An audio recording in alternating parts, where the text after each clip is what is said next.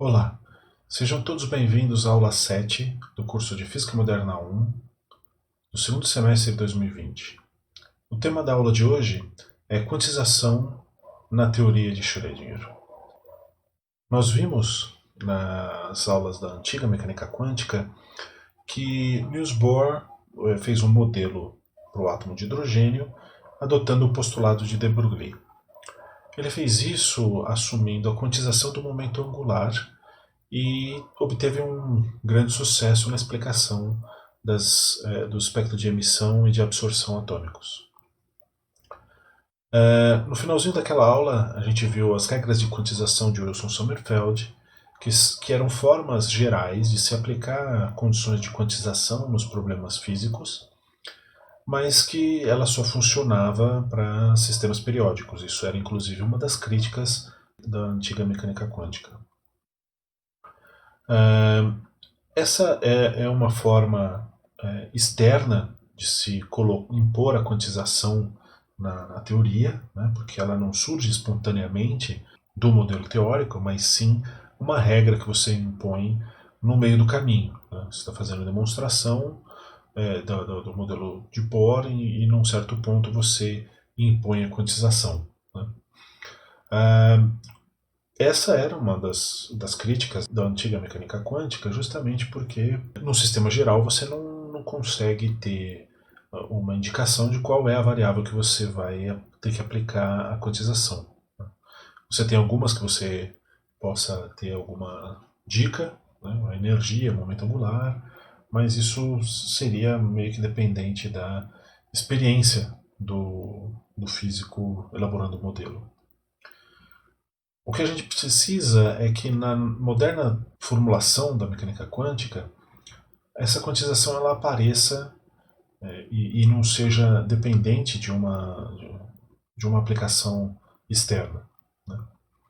E é isso que a gente vai estudar hoje, como a quantização aparece na teoria de Schrödinger. Para isso, a gente vai começar estudando algumas propriedades das funções de onda. A gente viu uma propriedade importante na aula passada, que era a necessidade da função de onda ser expressa por uma função complexa, não uma função complicada, né? Uma função que envolva números complexos. A gente vai ver o caso especial da partícula livre, que é um caso extremamente importante para que a gente defina algumas propriedades da nova mecânica quântica. É um problema fundamental, porque é o sistema mais simples de todos, e é um problema, como vocês vão ver, bastante complicado da gente resolver. A gente vai ver um pouco da interpretação qualitativa da equação de Schrödinger e quais são os impactos que ela tem sobre as propriedades da função de onda. Basicamente, com isso, o que eu quero tentar definir com vocês é uma forma da gente ter uma certa intuição a respeito da solução da equação de Schrödinger e vamos terminar a aula analisando um pouco o caso potencial de confinamento e discutir um pouco das variáveis observáveis. Então, na última aula, nós vimos essa aqui como sendo a equação de Schrödinger. Né? É uma equação diferencial de segunda ordem que envolve números complexos. Né? E a gente também viu que essa equação tem uma propriedade interessante, que é o fato que a gente pode separar a componente temporal da função de onda e pegar uma equação mais simples, que a gente chama de equação de Schrödinger independente do tempo. E a condição para que a gente possa usá-la é que o potencial ele tem que ser um potencial estático. Né? Ela não pode ser um potencial que dependa do tempo. Então aí a gente pode usar essa equação, que é a equação de Schrödinger independente do tempo, e multiplicar no final pela solução da parte temporal que a gente já obteve na aula passada, né? Que é uma solução trivial.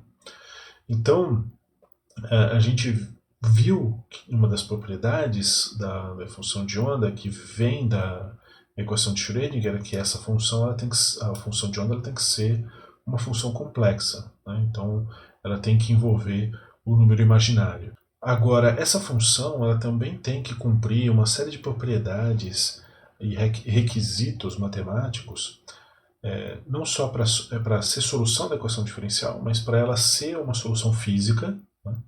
Para ela representar uma situação física, e também ela tem que condizer com alguns argumentos físicos, né? E é isso que a gente vai ver agora. Basicamente, a função de onda ela tem que atender a 5 propriedades fundamentais, né? A primeira delas é que ela tem que ser uma função que exista, né? Ela tem que ser uma função representada analiticamente, ela tem que ser contínua e ela tem que satisfazer a equação de Schrödinger.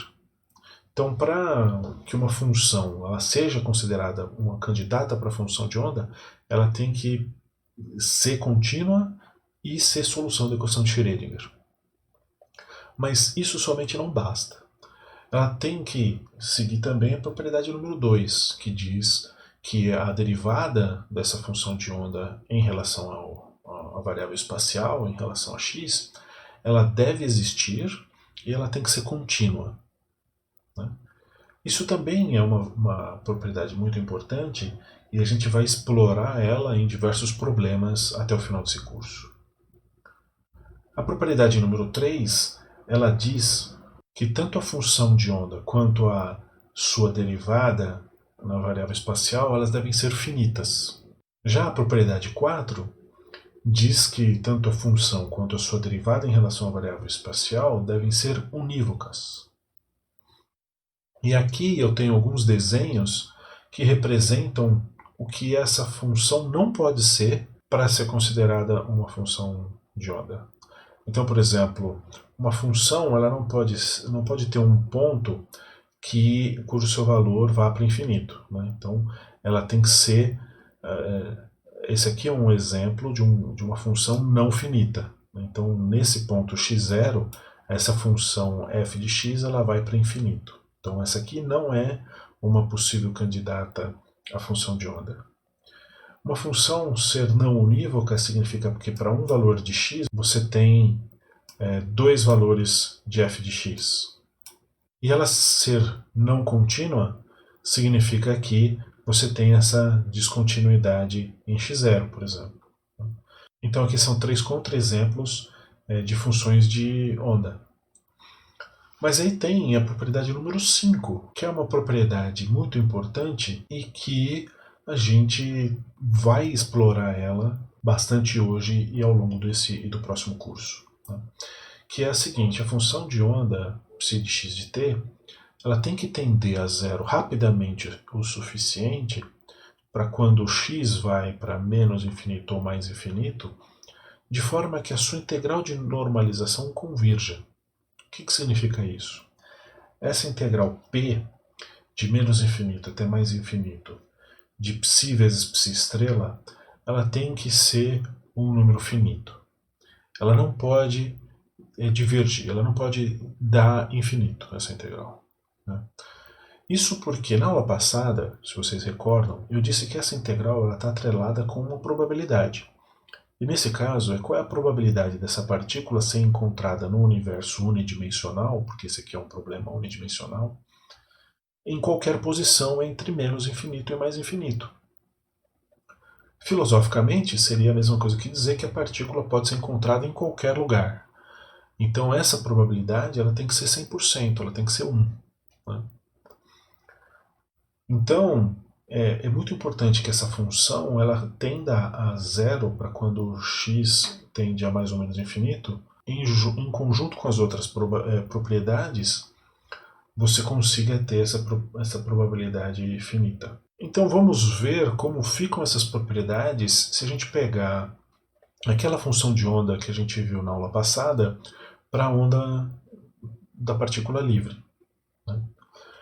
Na aula passada a gente viu que uma função de onda para partícula livre simplesmente igual a cosseno de kx menos ωt não é suficiente para atender às condições de linearidade. A gente precisa adicionar um termo complexo de seno de kx menos ωt, né? Então essa aqui seria a função de onda para representar uma partícula livre.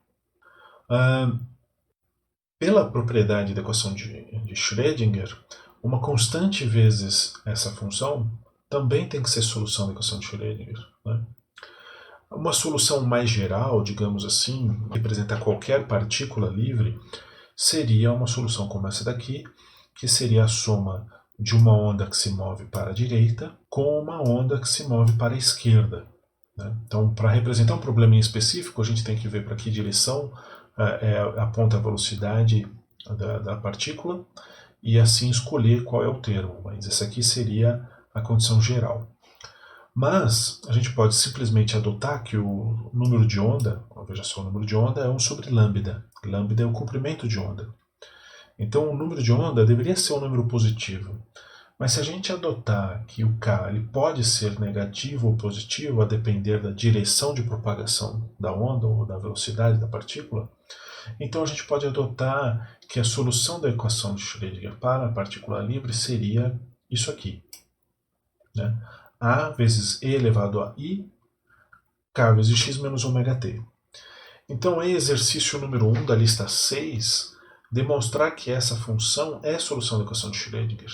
Né? E de fato, se a gente pegar a equação de Schrödinger independente do tempo e forçar que o potencial seja nulo, ou seja, é o caso da partícula livre, a gente vê que essa função é realmente a solução da equação de Schrödinger. Eu vou deixar a demonstração justamente como exercício da lista, e que o K ele é dado por raiz de 2m vezes e dividido por h cortado. A gente tem que lembrar que para a gente obter a função de onda total, a gente ainda tem que multiplicar pela solução da parte temporal, que é e elevado a menos i ômega t. Aí a gente obtém a solução do slide anterior. Então a gente tem essa parte espacial para a função de onda, que é igual a vezes e elevado a ikx. E agora a gente vai tentar calcular qual é essa constante a para que a integral de menos infinito até mais infinito de psi vezes psi estrela seja igual a 1. Né? Então vamos calcular aqui a integral p. Né? Então a gente pega o psi, né, que é a vezes e elevado a ikx, vezes o psi estrela, que é a vezes e elevado a menos ikx. Né? O estrela ele representa o complexo conjugado, que é a alteração do sinal da parte complexa da função. Né? Então aqui a gente tem o a quadrado, que vem desses dois termos. A gente pode tirar da integral porque eles são constantes. E aí fica a integral de menos infinito até mais infinito, de e elevado a ikx vezes e elevado a menos ikx. Esses dois termos eles podem se cancelar, porque um é positivo e outro é negativo. E a gente tem então que a quadrado vezes a integral de menos infinito até mais infinito vezes dx vai ser a ao quadrado vezes o infinito dessa integral. O que isso significa? Significa que não existe um número a, uma constante a, que consiga fazer com que essa função aqui seja normalizável. Né? Então, que conclusão a gente pode chegar a respeito disso? Isso tudo significa que esse estado estacionário da partícula livre ele não é uma solução fisicamente possível. Ou seja, não existe uma partícula que seja livre e representada por essa função de onda. Porque a gente não consegue atender todas as propriedades simultaneamente. Né? A gente vai ver que isso tem relação com o fato de que a variável k, dada por essa expressão, raiz de 2m vezes e, sobre h cortado, ela faz uma definição unívoca da energia. Isso seria uma violação do princípio da incerteza de Heisenberg, que é o que a gente vai ver em alguns slides. Né? Mas basicamente, a partícula livre não pode ser representada por essa função de onda. Né? A gente precisa de alguma outra condição para conseguir satisfazer todas as propriedades da função de onda. Então, para isso, a gente tem que lembrar da propriedade de linearidade da equação de Schrödinger, que diz que a função de onda pode ser escrita como uma combinação linear de outras funções se essas funções também forem soluções da equação de Schrödinger. Né? Então, a função de onda psi de x de t pode ser c1 vezes psi1 de x de t, mais C2 vezes Psi2 x de t, como está expresso aqui, se o Psi1 e o Psi2 forem solução da equação de Schrödinger. O mesmo vale para a equação de Schrödinger independente do tempo, né? Só que agora a gente tem que fazer essa mesma combinação linear, só que com a parte espacial dessas funções, né? Então, para representar uma partícula livre, o que a gente vai ter que fazer é supor uma solução desse tipo, que é uma somatória de diversas funções de onda, de diversas ondas com Ks diferentes, com números de ondas diferentes. E esse número AN, que é a constante de normalização, a gente vai calcular como sendo os termos da expansão da série de Fourier, né? Então, basicamente, o que a gente está vendo aqui é que uma função de onda que represente uma partícula livre tem que ser uma expansão em série de senos e cossenos. Eventualmente, vocês já viram em cálculo 3 expansão de série de Taylor, que é uma expansão em série de potências. E aqui a gente está vendo uma expansão em série de Fourier, que é uma expansão em somas de senos e cossenos. E o que vai mudar são esses parâmetros AN, né? Então, na expansão de Fourier, o que acontece é que a gente pode representar qualquer função através da soma de uma série de funções oscilatórias, né? Então aqui, por exemplo, é mostrado um exemplo didático da expansão em série de Fourier, que seria a aproximação dessa função degrau aqui com apenas uma soma com uma onda, aqui com a soma de duas ondas, soma de três ondas, soma de quatro ondas, e quanto maior for o número de ondas que eu somar aqui, maior vai ser a concordância com essa função degrau, né? Então a partícula livre ela tem que ser representada por uma soma infinita de ondas planas, né? Então, basicamente, a gente vai ter diversas ondas compondo essa representação da partícula livre e a soma de todas elas vai dar um resultado parecido com esse aqui. Veja que tem uma modulação da amplitude dessa oscilação aqui, né? Essa amplitude aqui é menorzinha aqui, é maior aqui, então a gente vê essa modulação, né?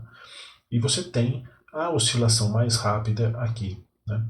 Então, basicamente, se a gente for calcular a constante de normalização, a integral de normalização aqui, a gente vê que essa amplitude está tendendo a zero para essa região, a amplitude também está tendendo a zero para essa região, então a integral de normalização dessa função aqui vai convergir.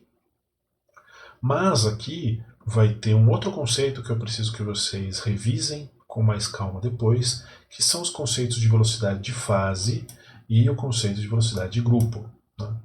Enquanto a velocidade de fase vai ser v vezes lambda, e vai ser igual a v sobre 2, ela é a velocidade aparente dessa onda que vai estar oscilando aqui dentro desse pacote, né? dessa onda modulada.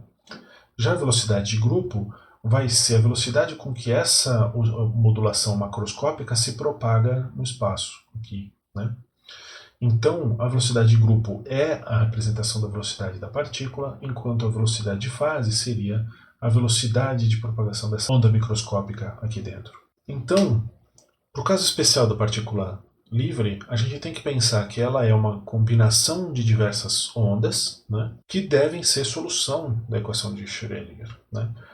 Essas ondas elas são moduladas por aquela constante AN, né? Então essa série de somas de senos e cossenos ela deve ser normalizável. Então a integral dessa série de menos infinito até mais infinito deve resolver aquele problema da integral de uma única onda divergir, né? Então, somando-se mais ondas, o que acontece é que você consegue localizar melhor essa partícula no espaço. Quanto mais ondas você adicionar nessa série infinita, mais você consegue representar uma situação pontiforme, né? Mas, quando você faz isso, você está adicionando vários termos, cada onda vai ter um fator Kn diferente. Esse Kn está atrelado ao comprimento de onda, que por sua vez está atrelado ao momento, né? Então, o que acontece? Para você representar uma partícula livre muito bem localizada no espaço, você precisa inserir na sua representação da função de onda uma série infinita de oscilações, cada uma com um comprimento de onda diferente. Então você tem um comprimento de onda da função de onda multiplamente definido. Você tem vários comprimentos de onda, você tem várias ondas compondo aquela representação da partícula. Então, para melhor definir a posição da partícula, né, mais comprimentos de onda, mais ondas eu tenho que adicionar nessa série, né? Então, isso coloca uma relação inversa entre a definição da posição e a definição do momento. Então, quanto mais definida for a posição da partícula, menos definido é o comprimento de onda da função de onda. Alternativamente, como a gente viu no caso que a gente tentou fazer a normalização de uma onda plana, a gente não consegue fazer a normalização, não existe essa normalização, o que pode significar que a partícula tem a sua posição totalmente indeterminada, mas o comprimento de onda daquela função é muito bem definido. Então, existe uma relação inversa entre a determinação da posição e a determinação do comprimento de onda e, consequentemente, do momento, né? Esse é o chamado princípio da indeterminação ou princípio da incerteza de Heisenberg, né? Sendo a função de onda da partícula uma soma infinita de ondas planas, então quando a gente mede uma posição da partícula, a gente tem vários comprimentos de onda disponíveis nessa série infinita, né? Então, para representar uma partícula muito bem localizada no espaço, são necessários diversos comprimentos de onda para você conseguir representar em séries infinitas, né? E aí, o princípio da incerteza de Heisenberg, ele diz o seguinte, né? Δp vezes Δx tem que ser maior ou igual a h cortado sobre 2. Né? Então aqui é definida uma relação entre a indeterminação do momento e a indeterminação da posição, né? Esse produto entre esses dois, entre essas duas variáveis, tem que sempre ser maior ou igual a h cortado sobre 2. Lembrando, h cortado é igual a h sobre 2π. Então esses dois valores eles não podem ser indefinidamente pequenos, né, simultaneamente. Quando você diminui um, o outro tem que necessariamente aumentar. Já nesse outro lado aqui, a gente tem o princípio da incerteza de Heisenberg, definido para energia. Então aqui está a indeterminação da energia vezes a indeterminação do tempo, tem que ser maior ou igual a h cortado sobre 2. Note que aqui eu não estou chamando nem o ΔX, nem o ΔP, nem o ΔE, nem o ΔT de incertezas. E eu estou chamando eles de indeterminação. Indeterminação no momento, indeterminação na posição, indeterminação na energia, indeterminação no tempo. Justamente porque eu não quero atrelar a esse conceito a incerteza experimental. Então, quando a gente faz um experimento no laboratório, a gente determina as variáveis de nosso interesse e também as suas incertezas. Essas incertezas elas dependem do aparato experimental, das condições de medida, dependem de ruído, dependem de uma série de coisas. Já essas indeterminações, eu não quero que você confunda com as incertezas experimentais. Porque as incertezas experimentais, elas podem representar não o limite físico, mas sim o limite tecnológico. Aqui, a gente está falando de indeterminação porque são imprecisões impostas pela condição de uma mecânica ondulatória. Então, para a gente pensar em mecânica ondulatória, em funções de onda, em representação das partículas em termos de funções de onda, em termos de séries infinitas de senos e cossenos, a gente tem que admitir que existe uma indeterminação para o caso do momento, da posição, da energia e do tempo, né? Então esses são limites que são fundamentais, são limites impostos pelas condições da função de onda. Tem algumas pessoas até que dizem que o princípio da incerteza de Heisenberg ele é mais fundamental que a própria equação de Schrödinger, mas isso é um ponto para ser debatido, né? Mas a questão toda é que o princípio da indeterminação ele está ligado à essência da mecânica ondulatória. Né? Então uma coisa está atrelada à outra. Então vamos agora que nós conseguimos idealizar uma representação para a partícula livre, vamos pensar quais são as propriedades da função de onda que são definidas pela equação de Schrödinger para um potencial arbitrário. Para isso eu vou pegar esse exemplo, não importa muito bem o que representa esse exemplo, ele basicamente representa o potencial atrativo do elétron no núcleo, com o núcleo no átomo, mas a gente vai ver isso melhor em Moderna 2. Não é isso que a gente está procurando, é só essa variação para a gente estudar um pouco as implicações da equação de Schrödinger dado o potencial. Né? Então, por que a gente vai fazer isso? Basicamente porque, estudando as variações, as propriedades da função de onda dado o potencial, a gente está basicamente vendo as interações com a partícula. Lembre-se que a força é menos a derivada do potencial em relação a x, né, em relação à posição. Então, o que a gente está vendo é qual é o impacto de diferentes forças na função de onda, né, que impacto elas têm na função de onda. E o meu objetivo aqui é discutir qualitativamente a equação de Schrödinger, independente do tempo, dado essa relação do potencial. Né. Então vamos imaginar que a gente tem esse potencial em função de x aqui, né? E que a gente tem um sistema físico em que temos uma partícula com energia mecânica total E. Classicamente, a gente tem essas regiões antes de xi, que é daqui para cá, e depois de xf, que é daqui para cá, né? Onde a energia cinética, que é a energia mecânica menos a energia potencial, ela vai ser negativa. Então, classicamente, essas são regiões proibidas. A partícula nunca vai ser encontrada nessas regiões.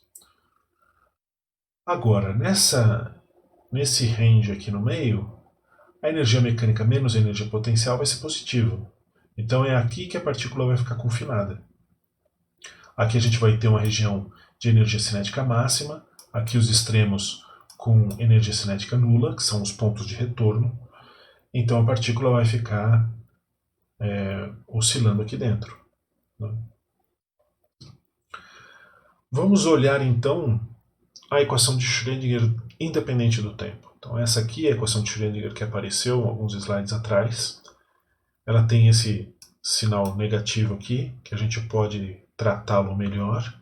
Aqui tem um rearranjo da energia e do potencial, para que a gente tenha simplesmente o sinal da derivada aqui como positivo, tem esse termo que depende da diferença da energia mecânica com a energia potencial, e tem aqui um igual a zero. Né? Então, essa análise qualitativa basicamente se restringe a gente ver qual é o sinal da derivada segunda da função de onda. E por que a gente quer ver isso? Se você lembrar de cálculo 1, a gente tem aqui que se a derivada a segunda derivada da função de onda for positiva, então a concavidade da função é para cima. Já no caso de você ter a segunda derivada como negativa, a concavidade da função aponta para baixo. Então é essa análise que a gente vai fazer com relação à equação diferencial de Schrödinger. Então aqui a gente tem a segunda derivada e aqui a gente tem a função de onda. Então a gente vai ver qual vai ser o sinal da segunda derivada em relação ao sinal da própria função. Então, voltando àquele potencial original, a gente pode olhar para a equação de Schrödinger e querer descobrir quais são as concavidades nas três diferentes regiões, determinadas pela diferença entre a energia potencial e a energia mecânica. Então, vamos olhar primeiro essa região aqui central. Então aqui a energia mecânica ela é maior do que a energia potencial. Então olhando para a equação de Schrödinger, a gente vê que, sendo energia mecânica maior do que a energia potencial, esse termo entre colchetes aqui vai ser negativo. Então, a derivada segunda da função de onda, ela tem o sinal trocado em relação à própria função de onda. Então, se a função de onda for positiva, a concavidade da função de onda tem que apontar para baixo. Já se a função de onda for negativa, a concavidade da função de onda vai apontar para cima. Nessas outras regiões externas, a condição é a mesma. A energia mecânica ela é menor do que a energia potencial. Então esse termo aqui entre parênteses vai ser positivo. O que significa que a segunda derivada ela vai ter o mesmo sinal da própria função de onda. Então, se a função de onda for positiva, a concavidade da função de onda vai ser para cima. Enquanto que se a função de onda for negativa, a concavidade vai apontar para baixo.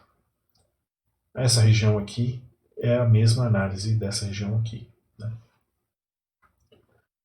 Então, olhando essa condição, a gente pode se fixar aqui no meio e ver o seguinte: se a função de onda ela for positiva, ela tem que ter a concavidade para baixo e ela vai apresentar esse padrão até que ela cruze esse eixo e tenha valores de função de onda negativo, onde ela vai ter concavidade para cima e vai fazer com que ela retorne para o valor zero e indo para o valor positivo de novo. Então aqui dentro dessa região o que vai acontecer é que a gente vai ter uma condição onde a concavidade vai ser para baixo, depois inverte concavidade para cima, e depois inverte concavidade para baixo, depois inverte concavidade para cima. Ao mesmo tempo, nas regiões externas aqui, a gente tem essas concavidades para cima ou para baixo, dependendo do valor da função de onda, mas a gente tem que seguir aquelas propriedades do começo da aula, onde o que dizia era que a função de onda ela tem que ser contínua e derivável em todos os pontos. Então, nesses pontos limítrofes, a gente tem que garantir que a função de onda seja contínua e que ela seja derivável. Então, a gente vai ver aqui que a função de onda vai ter que continuar aqui de forma bem lisa, né, em continuação da função de onda definida aqui no meio. Além disso, a gente tem que lembrar que a função de onda tem que tender a zero para quando o x vai para mais infinito ou menos infinito, né?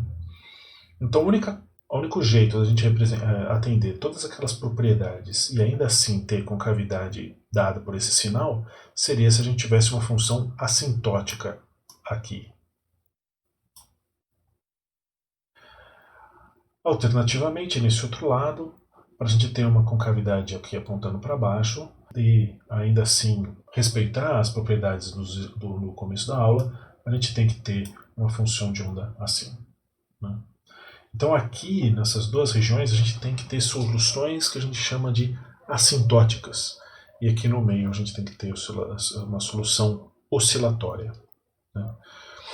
Então, de onde vem a condição de quantização? É porque, justamente, quando a gente vai impor essas condições de continuidade aqui nas bordas, o que acontece é que não são todas as ondas definidas aqui no meio que conseguem atender às restrições de uma função assintótica nas regiões externas, né?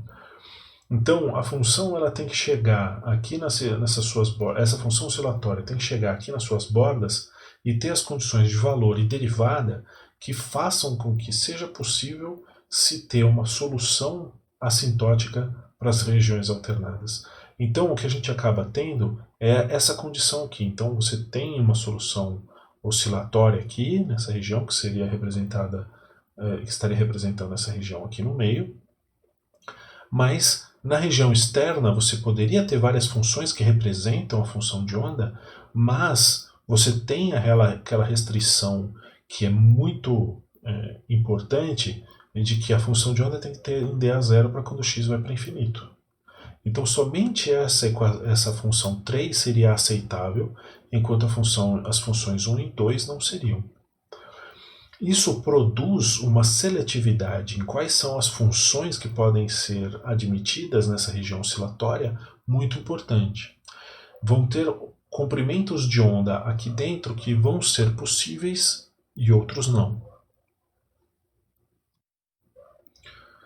Então, recapitulando, a gente vai ter soluções assintóticas nas regiões onde a energia mecânica é menor do que a energia potencial, e uma solução oscilatória para quando a energia mecânica for maior do que a energia potencial. E essa condição é que restringe todas as funções de onda e impõe a quantização. Então, veja só, a quantização ela aparece na teoria de Schrödinger de forma espontânea. Ela não aparece de uma forma imposta externa à teoria. Então a equação de Schrödinger incorpora as quantizações. Nesse caso específico desse potencial que a gente tem discutido, o que vai acontecer é que basicamente a gente tem alguns valores de energia que são possíveis, porque nas regiões intermediárias as funções de onda não são compatíveis, você não consegue encontrar uma solução oscilatória que combine com as funções assintóticas, de forma a representar funções de onda que atendem todas as propriedades. E aqui acima, quando você não tem mais as duas restrições, você tem valores contínuos de energia. Então, basicamente, a quantização aparece na teoria de Schrödinger quando você tem um potencial aprisionador, que é você ter essa região, que é você ter dois pontos onde a energia mecânica total cruza com o gráfico da energia potencial. Né? Então, nesses casos aqui, a partícula ela está confinada, então ela tem condições de quantização. Já aqui em cima você não tem o confinamento, então você tem uma região de valores contínuos de possibilidade de função de onda. Então, as regras de quantização de Wilson-Sommerfeld elas se tornam obsoletas nesse contexto, né? Elas não se tornam mais necessárias. A equação de Schrödinger dá conta de explicar esses fenômenos de quantização. Então, nas próprias palavras de Schrödinger, né, as regras de quantização elas são meras consequências das exigências de que a função de onda seja uma função finita e unívoca. Né? Então, impondo as propriedades da função de onda que a gente viu no começo da aula, a gente obtém as regras de quantização de forma trivial. Então, aqui tem um outro exemplo, que é um exemplo que a gente vai ver ainda nesse curso, um exemplo muito importante para a física, que é o exemplo do potencial do oscilador harmônico. Então aqui tem um potencial que depende de x ao quadrado, né? Então aqui tem representado também a energia mecânica de uma partícula, e aqui você tem os pontos de retorno, portanto essa partícula está confinada. Né? Então aqui seria um exemplo de uma função de onda representando uma partícula confinada nesse potencial quadrático. Né? Então aqui dentro dos limites, dentro da região entre os pontos de retorno, você tem a oscilação da função de onda. Aqui nesse gráfico é mostrado a probabilidade, ou seja, psi estrela vezes psi. Né? Então a gente vê essa oscilação de probabilidade e a gente também vê que, ao contrário do que é previsto na física clássica, existe uma probabilidade não nula da partícula ser encontrada nessas regiões externas à região de oscilação. Aqui, onde a energia cinética seria negativa, existe uma probabilidade não nula da partícula ser encontrada lá. Isso significa que tem partículas que têm energia cinética negativa? Não. Esse fenômeno é justamente o fato de que a equação de Schrödinger ela também incorpora o princípio da incerteza de Heisenberg. Né? Então, pelo fato de você ter aqui os pontos de retorno muito bem definidos, faz com que você tenha uma indeterminação no momento que faz com que você tenha regiões onde a energia da partícula aqui ela não fica muito bem determinada, então ela poderia avançar nessa região classicamente proibida. Né? A gente vai voltar a discutir isso mais a fundo nas próximas aulas, quando a gente estiver resolvendo outros problemas. Mas é só para chamar a atenção de que na mecânica quântica a partícula pode aparecer em regiões que são classicamente proibidas. Agora, já que a gente está discutindo as propriedades da função de onda, o que a gente tem que discutir também é quais são os parâmetros que a gente observa no mundo real. Qual é a relação entre a função de onda e o mundo real? O que a gente observa, o que a gente experimenta, o que a gente obtém de resultados em experimentos. E para isso, eu vou definir aqui um conceito que se chama variáveis observáveis. Então, por exemplo, uma função de onda não é uma variável observável. A gente não faz um experimento para medir a função de onda. A gente faz um experimento para medir a posição da partícula, ou para medir o momento da partícula, para medir a energia da partícula. Mas a função de onda é uma coisa que a gente não tem acesso. A gente não consegue medir a função de onda. Né? Então, uma variável observável é toda aquela variável que a gente consegue conhecer por meio de um experimento. Né? Então, são variáveis observáveis: posição, energia, momento angular, spin, momento magnético, entre outras. A medição de uma variável observável ela sempre é uma materialização de uma possibilidade. Dentre muitas possibilidades que uma função de onda representa, quando a gente faz uma medida, a gente obtém um resultado observável, ele é uma materialização de uma série de possibilidades que poderiam ter ocorrido, mas ocorreram aquelas que a gente mediu. Né? Então, as previsões elas são feitas por meio de cálculos de valores esperados, ou de valores mais prováveis, valores médios. Né? E a gente sempre faz isso utilizando a densidade de probabilidade, que é psi vezes psi estrela. E aí que entra o contexto daquele experimento mental famoso que é o experimento do gato de Schrödinger. Né? A experiência do gato de Schrödinger, na verdade, é uma analogia e é um recurso didático para ilustrar essa natureza probabilística da função de onda. Né? Ele é útil porque é uma função de onda, seria uma função de onda representada por apenas dois estados possíveis, então é uma função de onda simples, apesar de que não posso deixar de dizer que é um experimento meio mórbido. Então, no experimento de Schrödinger seria um gato preso numa caixa e tem um dispositivo que aleatoriamente disponibiliza para o gato uma comida, e essa comida ela pode estar saudável, com 50% de probabilidade, ou contaminada com outros 50% de probabilidade. Né? Então, quando a gente abrir a caixa, a gente vai fazer uma medida, a gente vai fazer um experimento, e a gente vai determinar se esse gato está vivo ou está morto. Mas enquanto a gente não abre essa caixa, a função de onda que representa esse sistema físico, ela tem que comportar as duas possibilidades. Né?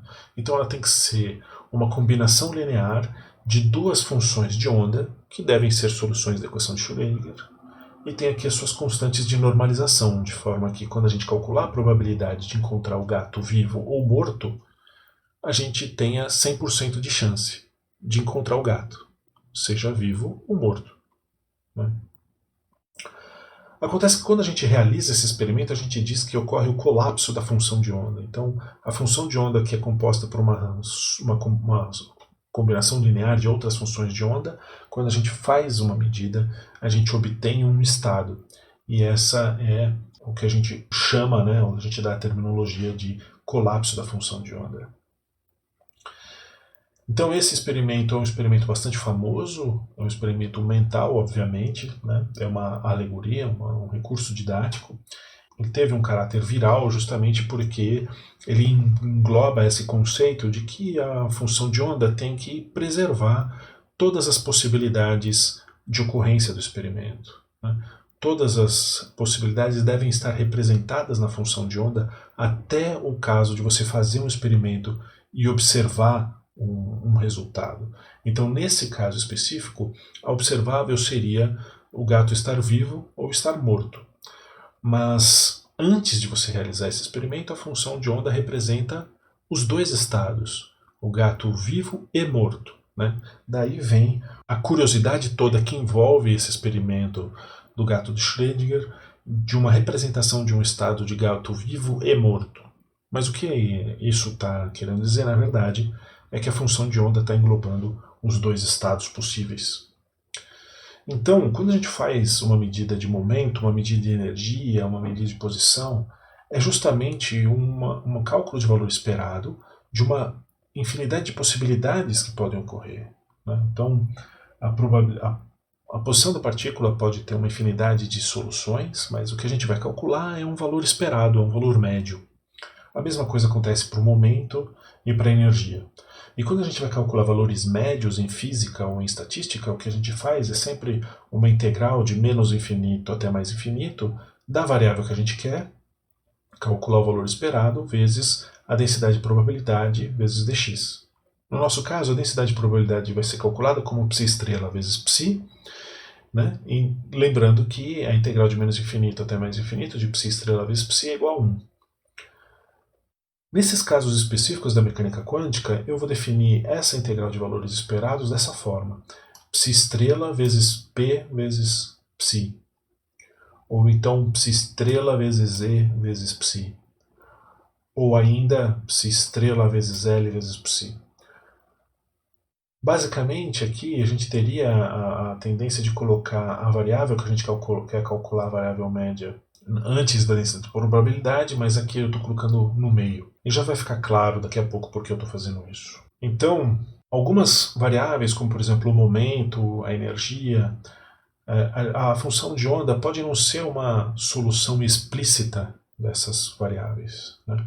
Então, nesse caso, o que a gente define são operadores, né? Então, esses operadores são relações matemáticas que a gente aplica sobre a função de onda para que a gente consiga calcular os valores esperados através de uma transformação da função de onda, né? Então, se vocês se lembrarem da aula onde a gente discutiu os argumentos lógicos para se determinar a equação de Schrödinger, eu fiz uma relação entre o momento linear e a derivada primeira em relação a x, e uma relação entre a energia e a derivada primeira em relação ao tempo. E essa relação ela não foi de graça, ela foi uma relação porque eu já conheço esse conceito de operadores, né? Então, ali eu estava tentando introduzir esse assunto para poder retomar de novo aqui. Então, a gente vai definir o operador momento como sendo menos i vezes h cortado vezes del(x). Então, esse operador vai ser aplicado sobre a função de onda e então sim multiplicado a função de onda complexo conjugado para que a gente calcule o valor esperado do momento. Analogamente para a energia, a gente pode definir o operador da energia como sendo I vezes H cortado del(t), que é um operador que vai ser aplicado sobre a função de onda, aí sim multiplicado pela função de onda complexo conjugado para a gente calcular o valor esperado da energia, né? De onde vem essa definição do momento, né? Veja que a gente pode pegar aquela definição de onda plana da função de onda, calcular a derivada primeira dessa função, né? A gente pode isolar esse I vezes K, lembrar que o K é 1 sobre lambda, né? E lambda ele vai ser H cortado sobre P, né?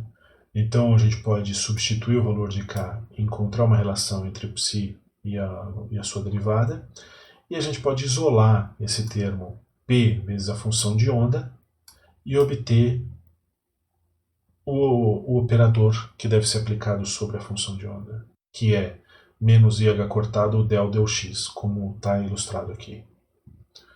A mesma coisa para a energia, só que a gente vai olhar aqui a derivada temporal. A gente pode colocar o menos I ômega em evidência, lembrar que a energia é HNI, então a gente pode substituir esses valores na expressão aqui, isolar esse termo, E vezes a função de onda, e então determinar como o operador energia I vezes H cortado del ΔT, assim como é expresso aqui. Então, a gente tem esse conceito de valores esperados, que a gente tem que calcular como sendo uma média dada a densidade de probabilidade, que é calculada com a função de onda vezes o complexo conjugado.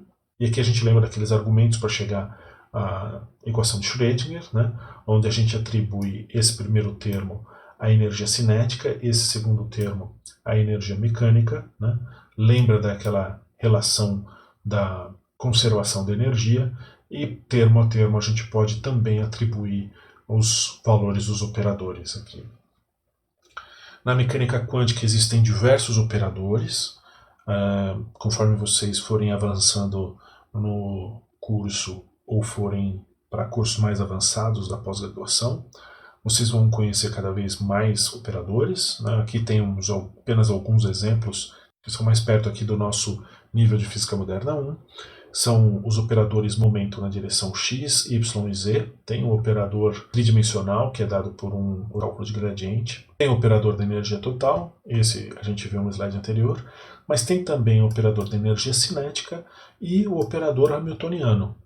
Esse operador hamiltoniano é muito importante porque ele dá a energia total, né? E ele também vai possibilitar alguma relação desse curso com o curso de complemento de mecânica, por exemplo. Esse é um dos operadores mais importantes da mecânica quântica e, eventualmente, se vocês forem para a pós-graduação, vão ver que esse operador ele é realmente bastante importante. Então, um resumo do que a gente viu na aula de hoje: a gente viu a partícula livre, né, que é um sistema importante para a teoria quântica, porque a gente tem que definir a representação da função de onda da partícula livre como uma soma infinita de senos e cossenos, ou uma soma infinita de ondas planas. Né? O estado de uma partícula livre muito localizada no espaço, com uma energia ou um momento muito bem definido, é inconsistente com o princípio da incerteza de Heisenberg, né? O que significa que a partícula livre ela tem que ser definida por uma função de onda que tenha indefinição, seja na posição ou seja no momento. Né? Portanto, a função de onda ela tem que ser uma soma infinita de ondas planas, que é o que justamente insere uma indeterminação no momento. Quanto mais ondas a gente insere, mais indeterminação no momento a gente tem, e mais determinação na posição a gente consegue. Né?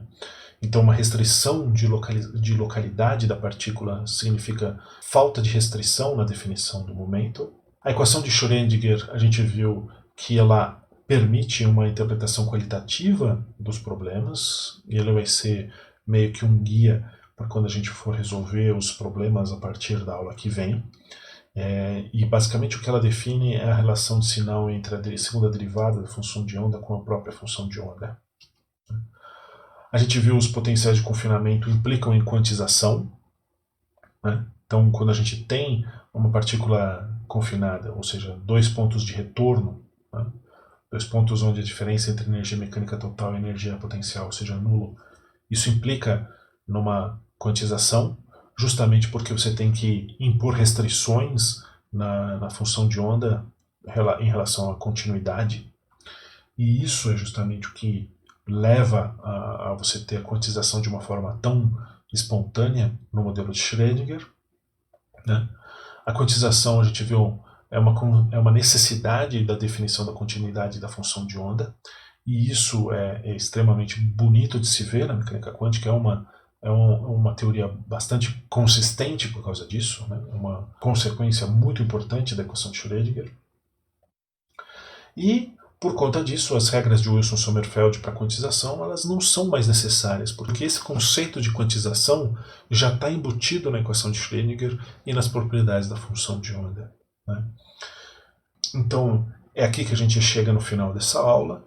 A gente viu propriedades importantes da função de onda e como a equação de Schrödinger incorpora os conceitos de quantização, do princípio da incerteza, e também como ela define diversas propriedades da função de onda relacionando o sinal da segunda derivada da função com a própria função. Então, a partir da próxima aula, nós vamos iniciar uma sequência de 2 aulas sobre soluções da equação de Schrödinger para potenciais mais simples, potenciais unidimensionais simples. né? Vamos ver alguns problemas interessantes, como o potencial uniforme, o potencial degrau, o potencial barreira e o primeiro potencial aprisionador que a gente vai ver no curso, que é o do pós-quadrado infinito e o pós-quadrado finito, né? Então são aulas que serão bastante interessantes para a gente conseguir definir uma sequência de procedimentos para resolver problemas de mecânica quântica usando a equação de Schrödinger e que vão ser ilustrativos do que vem a seguir, que são os problemas tridimensionais e até culminando no final do curso no problema do átomo de hidrogênio. Até o próximo vídeo.